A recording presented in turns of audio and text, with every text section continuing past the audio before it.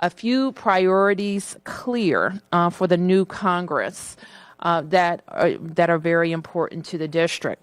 First, we must get statehood on the president's desk within the first 100 days of the 117th Congress.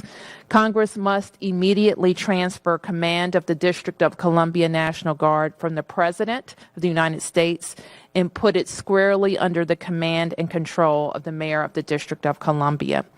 The Congress must create a nonpartisan commission to understand the catastrophic security failures that happened at the Capitol on January 6, 2021, both to hold people accountable and to ensure that it never happens again.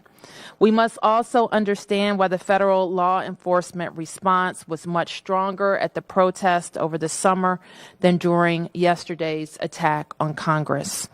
I also call on the Joint Terrorism Task Force to investigate, arrest, and prosecute any individual who entered the Capitol, destroyed property, or incited acts of domestic terrorism observed yesterday.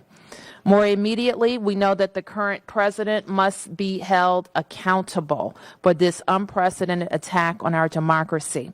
What happened yesterday is what he wanted to happen, and we must not underestimate the damage he can do to our nation and our democracy over the next 2 weeks.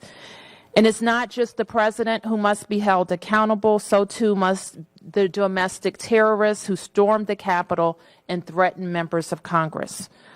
What happened yesterday is textbook terrorism. And let me read you a definition.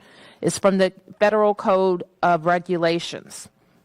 It's defined as the unlawful use of force and violence against persons or property to intimidate or coerce a government, the civilian population, or any segment thereof in furtherance of political or social objectives.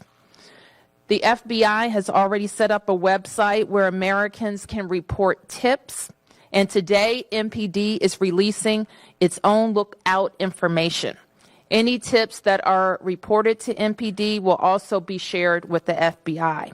So I encourage Washingtonians who can provide information to do so by texting 50411, 50411, or by calling 202-727-9099.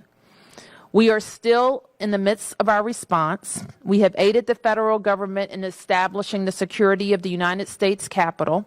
These incidents were contained to the United States Capitol and its grounds. We will review for ourselves what occurred yesterday to commend those who performed heroically and to learn what mistakes were made.